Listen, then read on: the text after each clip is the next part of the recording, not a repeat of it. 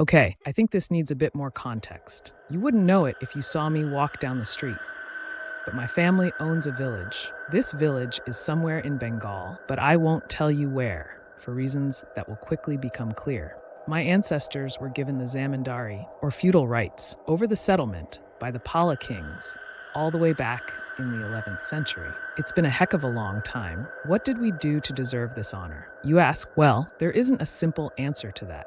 Kings used to give away lands and villages for practically anything back in the day, from marrying the princess to curing the prince of an illness to bringing over the neighboring king's head. I haven't had the time or the inclination to rifle through what little family chronicles have survived to find out which one we did. I live miles away from that place anyway. In Kolkata, my father left the ancestral manor in the care of my grandfather and his brothers and moved away with his family when I was barely learning to open my eyes. Since then, I have only visited Chhayagarh a total of 5 times. That's the name of the village. By the way, Chhayagarh. The last time I visited the village, I was 10 years old. My father was still alive then. My memories are dim, given that it was more than a decade ago. But I remember the important details. I remember my grandfather's glowing face as he sunned himself in his recliner, watching me play with the weeds in the courtyard. I remember his hefty walking stick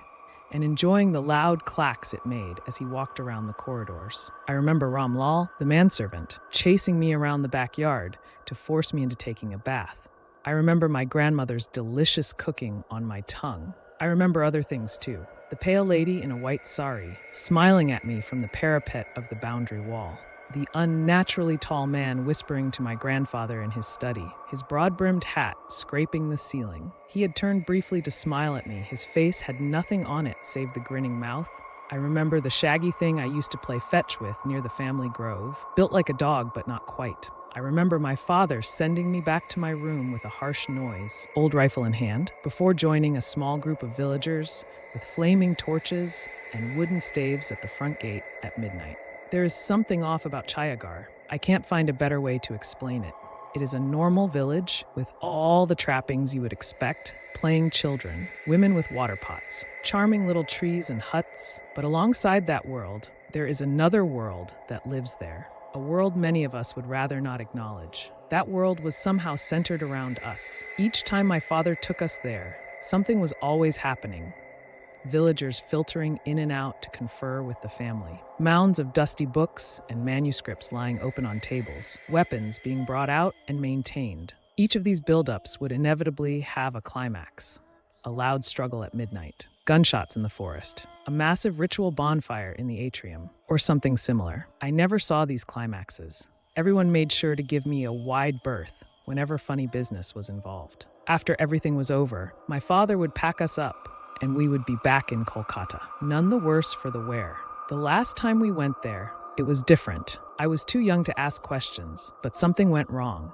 That night, my father returned 3 hours later, his face white as a sheet. He was alone and without his gun. He said nothing. He did nothing. He merely went into a room with my mother and my grandfather and closed the door. 15 minutes later, my mother came to put me to bed as usual. I am pretty sure she said nothing out of the ordinary, but there were streaks of tears running down her face. The next morning, we packed our bags and returned to Kolkata. 2 days later, there was an accident. 30 cars piled up on the road.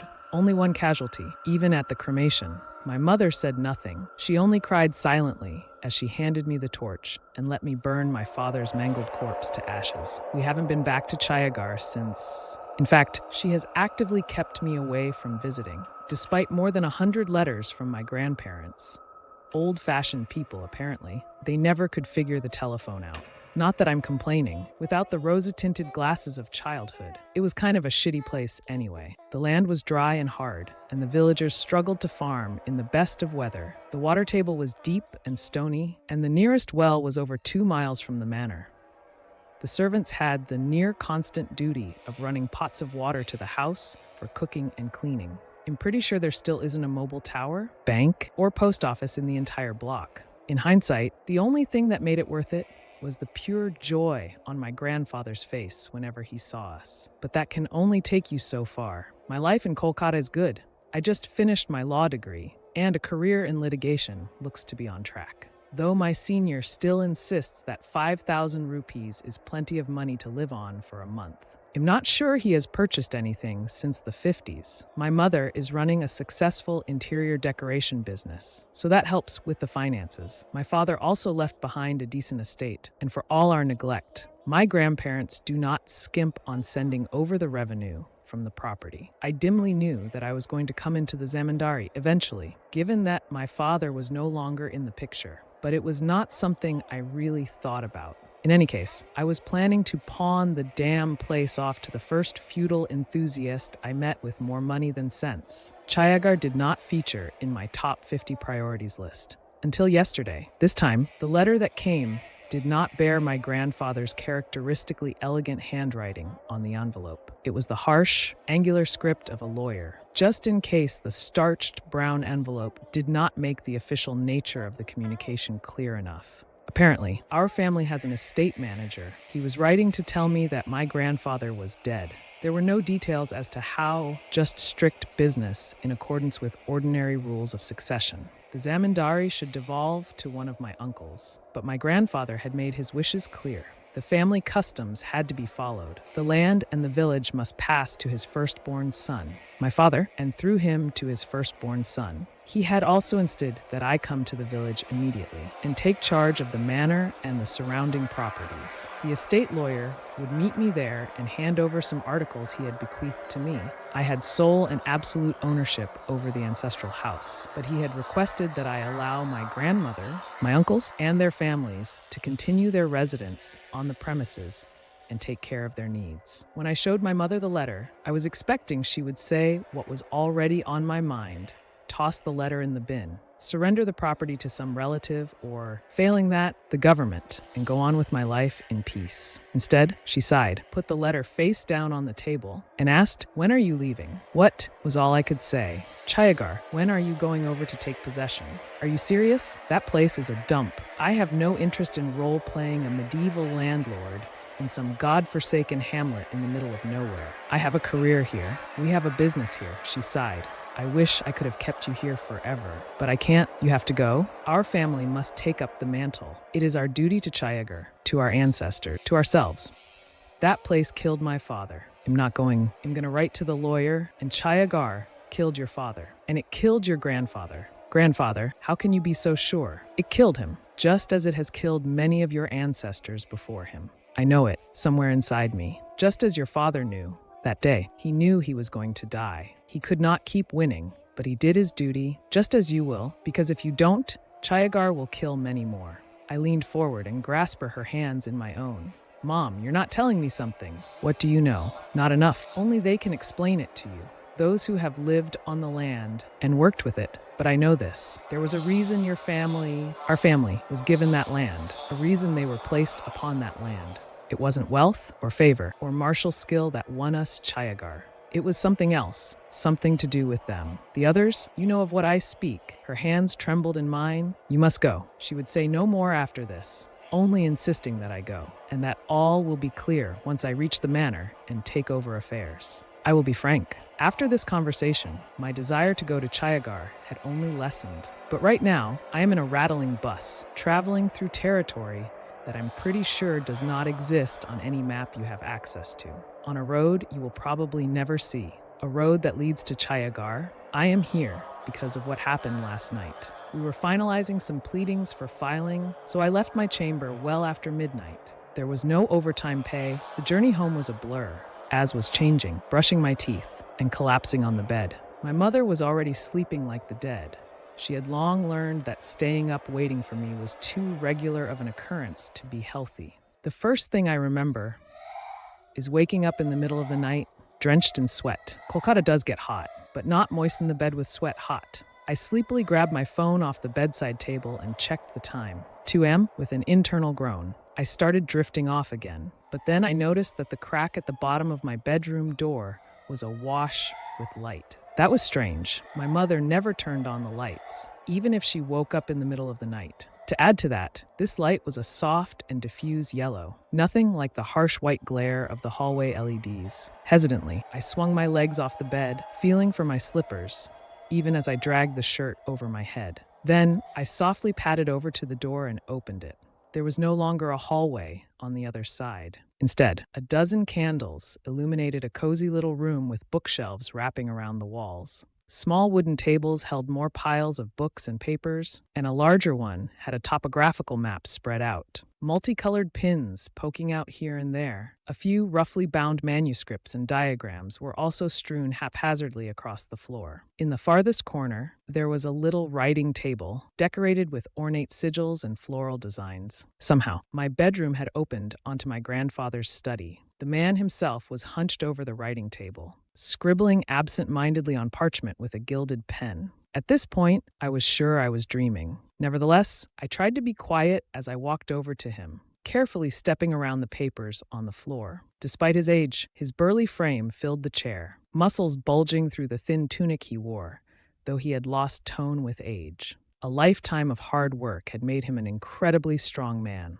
His walking stick leaned against one of the armrests, the knotted head glinting slightly in the firelight. A rimless pair of spectacles perched at the very tip of his nose as he peered down at his writings, occasionally stopping to consult one of the many open books on the table. I slowly reached out and touched his arm. It felt solid and fleshy, real, but he did not react at all, continuing his work. Definitely a dream. Then, Babu, the voice came from the door I had just come through. I turned to see a gaunt, fit man standing in the doorway, hands clasped at his waist. His dark hair was cropped short, and he sported a thin, well-groomed mustache. He was bare-chested and wore a faded white dhoti, with a coarse cotton gamcha around his neck. I did not know this man, but I would know the attire anywhere. It was the attire of a traditional village manservant. My grandfather turned in his chair. Banu, the servant's eyes darted from side to side. Unsure. He is here. Babu, should I show him in? He has never come this late in the night. The tall one. Should I send him away like last time? He is being insistent. Banu, I was the one who invited him. Show him in. Babu. Banu nervously twisted his gamcha before walking out. A few seconds later, a figure came through the door, bowing his head and shoulders to fit. It was clad in a long cloak that fell down from its shoulders to its feet, covering its form entirely. A broad hat covered its head,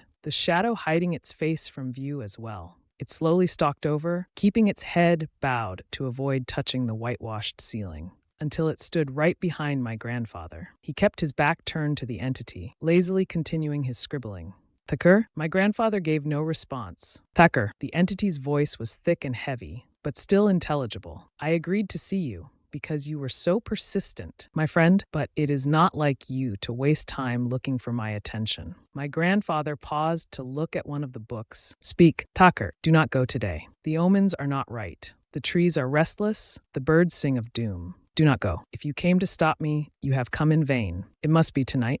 You know that? The forest is not safe tonight. Even with your weapons, your men, and your rituals, success is barely possible. And you choose to go alone. I cannot risk the others for this. This is my duty to the land, my burden to bear, to punctuate his point. My grandfather stabbed his pen into the paper, leaving a large dot in the middle of the design he was drawing. Thakur, you are brave, like your father was brave, like his father was brave, but you are also wise. Listen to me. There will be other times, other nights. Tonight, you will die, if that is what it takes. The entity rumbled, its cloak ripping as a long, whitish hand appeared. It opened its clenched fist over the table, depositing some small pebble-like things in front of my grandfather. I leaned over to see. They were human teeth, flecked with dried blood and bits of gum.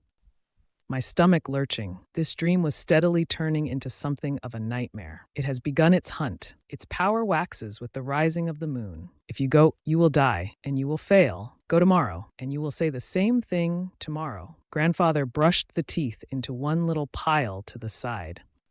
If so, you will try the day after tomorrow, or the day after that. No, for the first time, he raised his voice. It cannot be tomorrow. If I don't go today, it will attack. It is ready. You know that. The village, my family, nothing will be safe. The entity was silent for a few seconds. It is ready. That is true. If I win, that is another curse off the land for a few centuries. If I lose, he opened one of the drawers on the table, producing a small glass phial. I can slow it down, at least buy some time. For whom? I have faith in my grandson. If anyone can figure out a way, he will. He is the next lord. After all, after my son, he paused again. I cannot lose again. But if I do help him, I have seen the boy, Thakur. He knows nothing of our ways, and he does not have time to learn. If you fail, have faith, old friend. We must have faith. In these times, we have little else. Grandfather sighed, resuming his drawing again. If there is nothing else.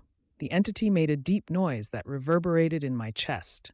A sigh, then it removed its hat, revealing a smooth, white head devoid of hair or ears. It had no marks or blemishes, just a smooth mass, at least from the back. As I looked at his bare skin, my limbs grew heavy. My head erupted in a dull migraine, and my knees knocked, threatening to buckle. A primal chill settled in the pit of my stomach. As you wish, Thakur, I will pray I see you again. If not, I will honor my promise. The young lord will be safe with me. My grandfather chuckled, despite the heavy sense of dread that was beginning to permeate the air. Pray, we have gods of our own, though you would not term them as such. The entity chuckled, its skin rippling like water. Good luck. It put its hat on again and slowly backed out of the room, without turning its back. Even after it was out of view, the cold terror remained. With a jolt, I realized I was sweating again. Was this normal for dreams, or was this a nightmare? Did it matter? Either way, it was time to go. I slowly backed away, out of the doorway and back to my bedroom. But my bedroom was no longer there.